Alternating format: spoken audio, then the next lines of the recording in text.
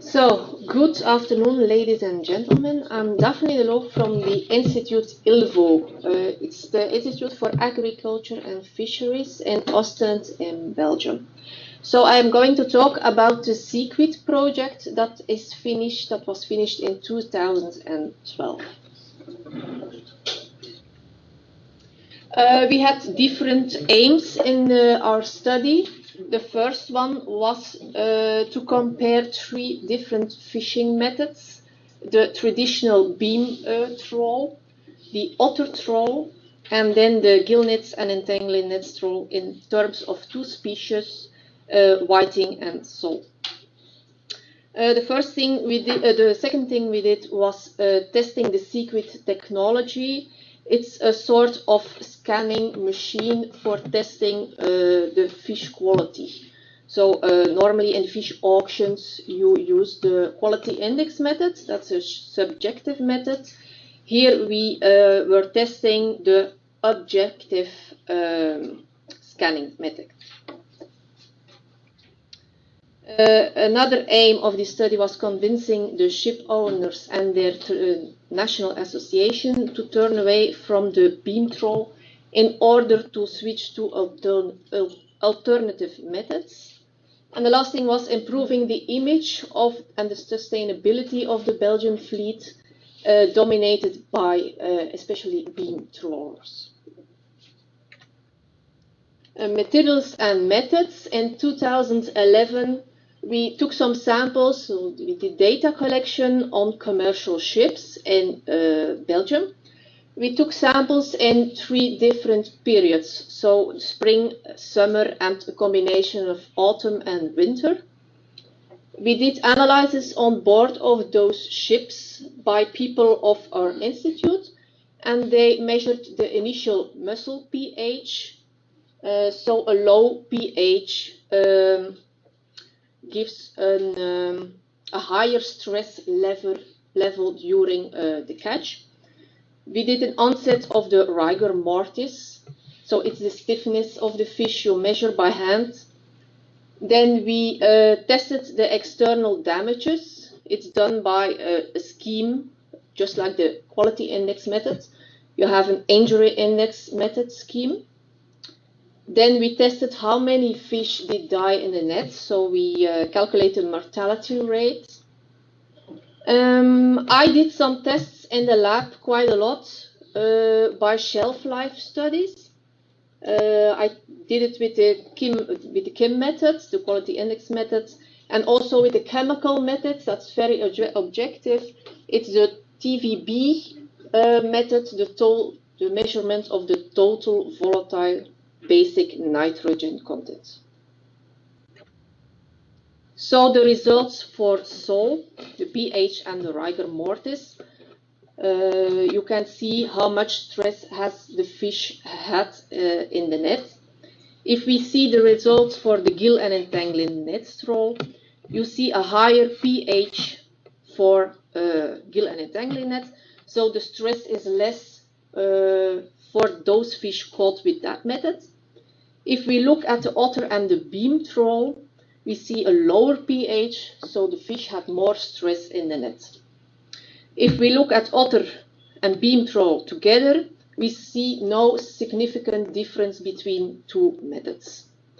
If we look at the rigor mortis, we see the green curve for the gill and entangling net trawl. The rigor mortis starts at a later time, and so in the x-axis you have the time in hours, and the y-axis you see the rigor mortis score. It goes from 0 to 5. 5 is the maximum.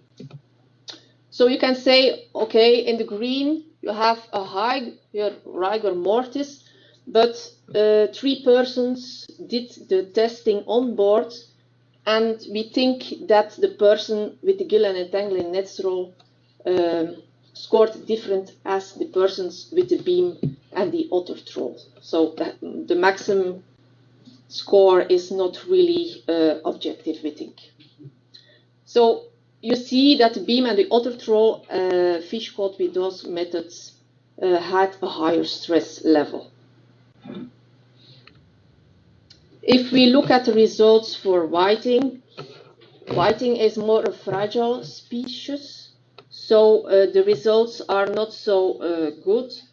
If you see the results with the gill and entangling net trawl, you see a higher pH for those methods and also for the otter trawl.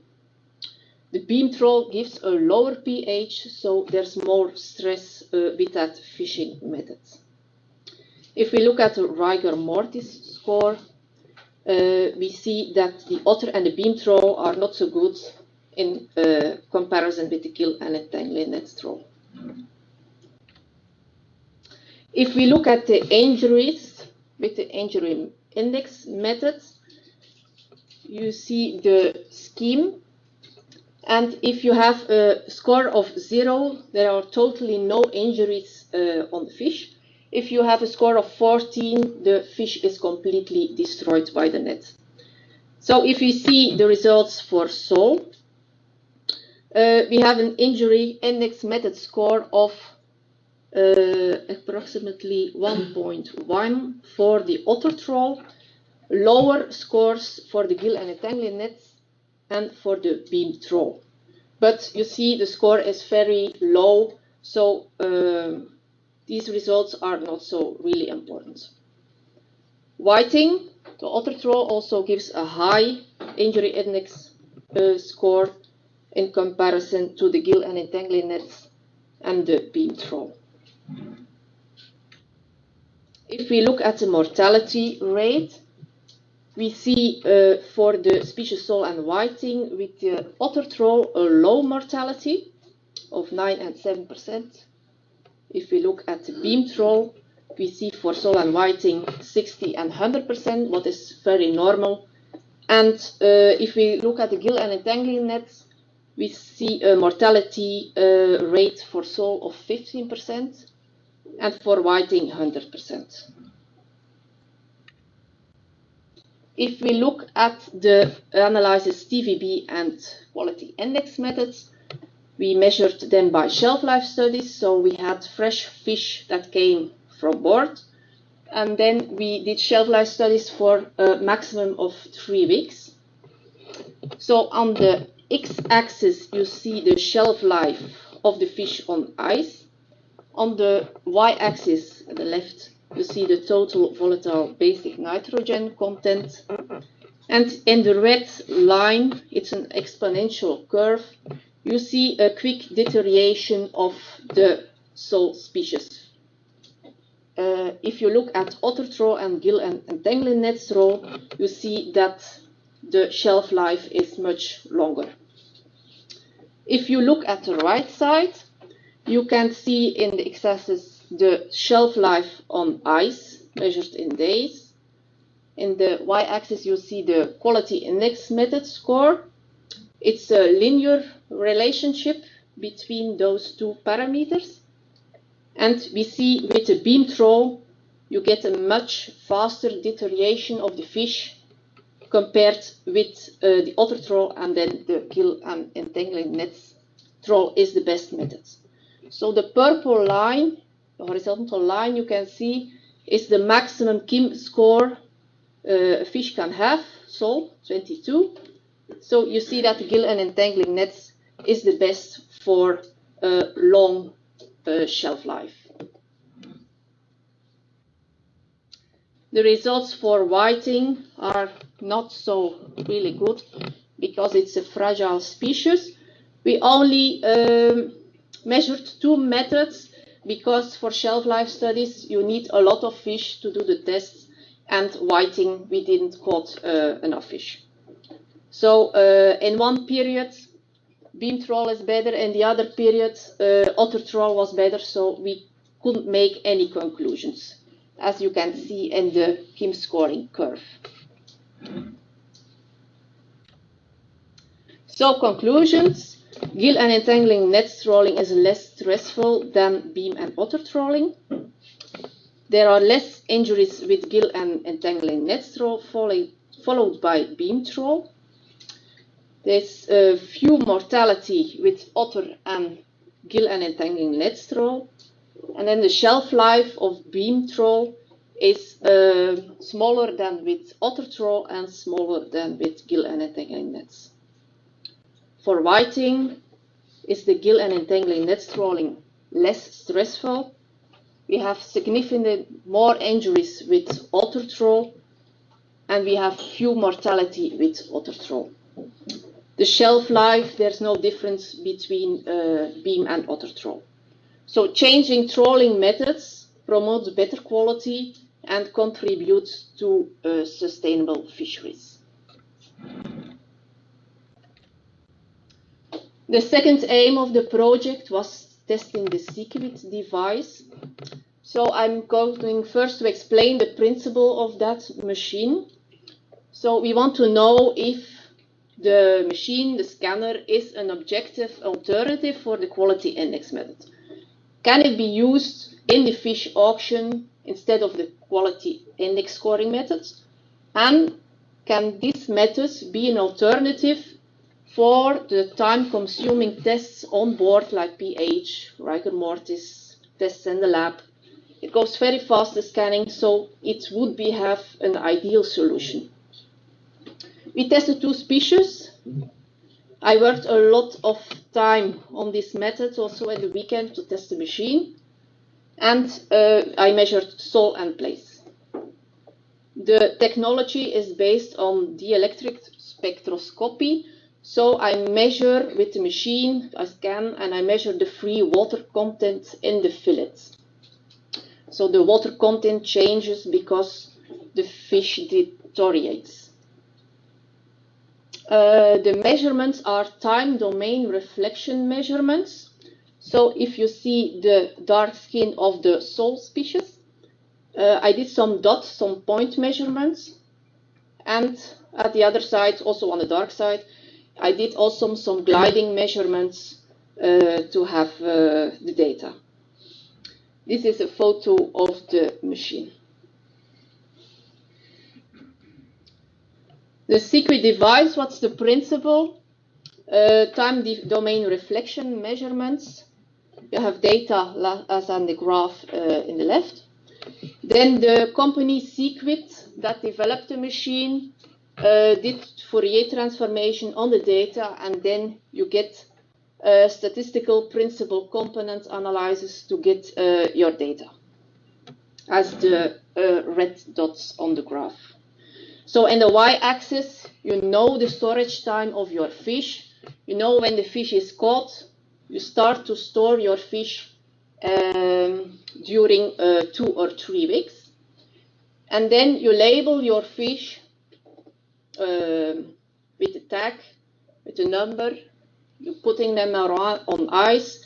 The next day or 2 days later, you get the same fish and you measure the water content in your fish. So in the y-axis, you have your predicted storage time in days. So the ideal situation is the black line. So it goes to 0, 5, 5, 10, 10. In reality, it's not like that. You have the dots under and above the black line. So what were the results of this device? So we did some measurements on the dark skin of the fish. On the white skin side, we deskinned the fish, only the sole, not the plates. And then we measured also on fillets. We see the RMSE, the root mean square error, or the standard deviation. We see for measurements on the dark side for sole, the standard deviation of 2.3 days. On the white side, the measurements were a little bit better, 2.1 days. If we measured on deskinned fish, we had 1.5 days standard deviation. If we measured on fillets, but it was a lot of work and it's not so handy to use in fish auctions or for testing on board on vessels, we have 1.4 days. And then the results with place are more or less the same.